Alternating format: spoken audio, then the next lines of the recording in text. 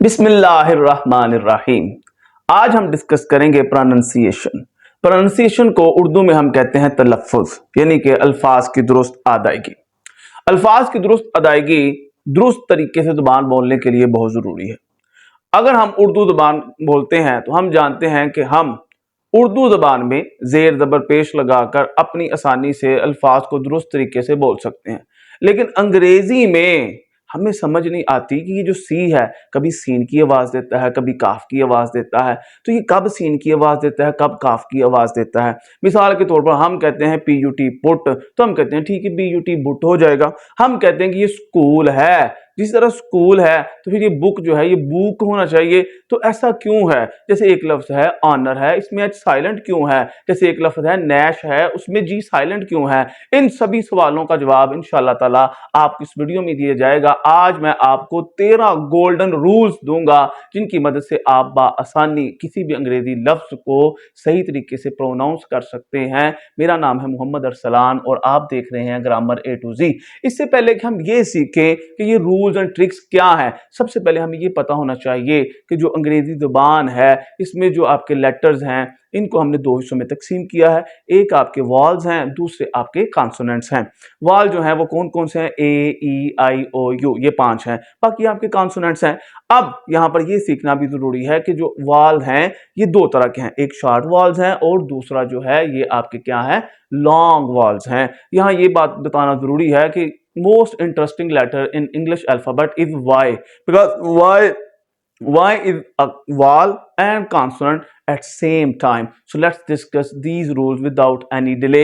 Rule number 1, जो आपके short words हैं उनके अंदर जो आपकी वाल है वो भी शॉर्ट है, सिंपल है। जैसे लफ्ज है आपका पेन है, टिन है, कैट है, इन सब में जो आपकी वाल साउंड है वो भी आपकी क्या है, शॉर्ट है।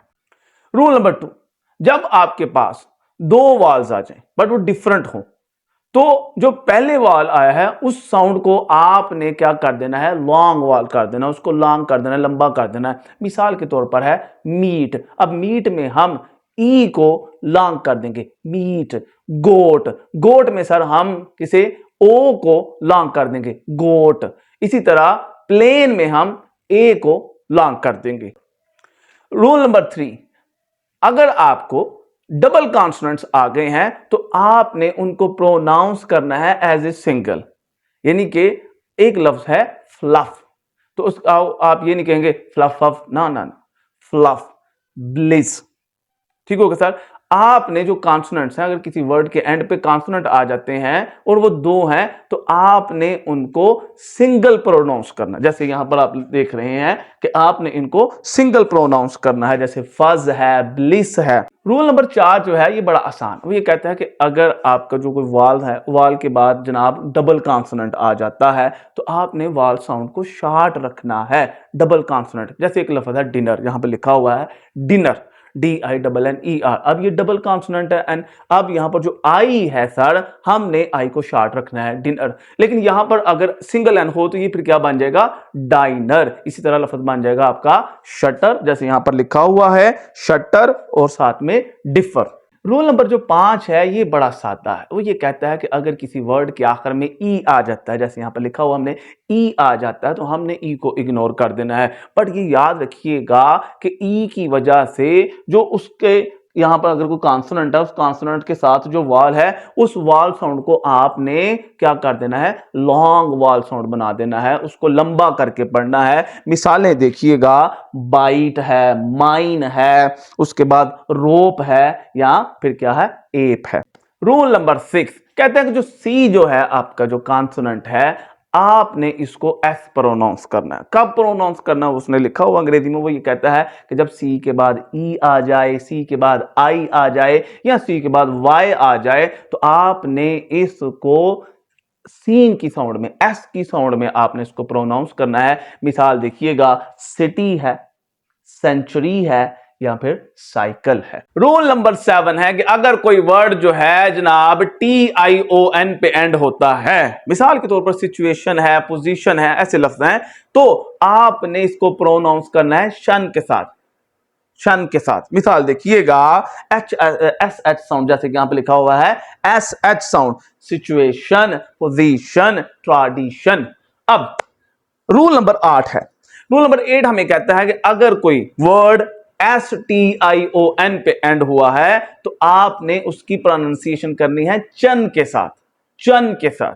जैसे जो हमारे पंजाबी भाई हैं वो समझते हैं कि चन जिस तरह होता है आसमान पर, चन के साथ। मिसाल के तौर पर देखिएगा सुजेस्चन, डाइजेस्शन। रूल नंबर 9 हमसे कहता है कि अगर कोई आपका लफ्ज जी से शुरू हुआ है या फिर के से शुरू हुआ है, लेकिन जो ही जी और के के बाद अगर एन आ जाता है तो जी और के आपका साइलेंट हो जाएगा। मिसाल देखिएगा जैसे नॉक है, नी है, नैश है। रूल नंबर 10 हमसे कहता है कि कोई भी लफ्ज है अगर एक्स से शुरू हुआ है तो आपने एक्स को प्रोनाउंस करना है जी के साथ। Example xylem, xenophobia, xylophone.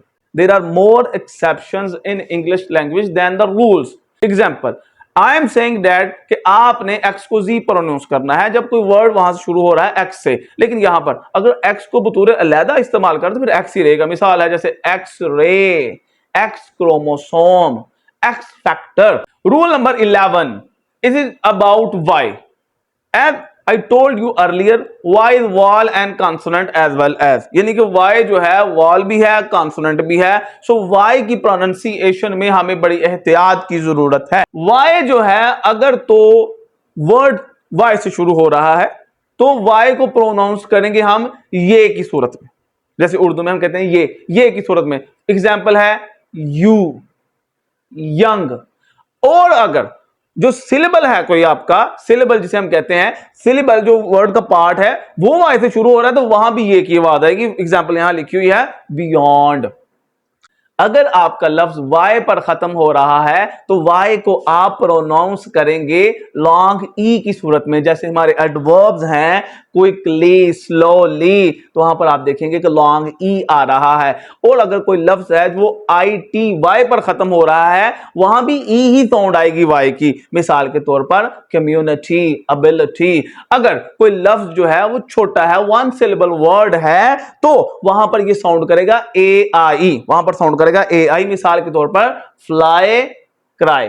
अगर आपका वाई लफ्ज के सेंटर में आ जाता है तो फिर ये साउंड करेगा आई। Example gym, KIST. अगर आप वाई को ए के साथ कंबाइन कर देते हैं, कोई लफ्ज है जिसके आखिर पे आ जाता है AY, तो फिर जो आपका वाई है ये साउंड प्रोड्यूस करेगा AY की। एग्जाम्पल देखिएगा play, day. Rule number 12, this is really important and sometimes we are unable to find the reason why these rules exist. This is really simple rule in some words. कुछ लफ्जों में H is silent and we don't know why H is silent. And whenever someone asks us why H is silent, so then there is no answer. कि हम सिर्फ इतना कहते हैं that is the practice of the grammarian, that is the practice of language experts. So they are using the word by using H silent, by ignoring the H, then we are also using the same. Some words do not pronounce the sound of H, जो ignore ही कर देते हैं। Example है sir honor, honesty, hour.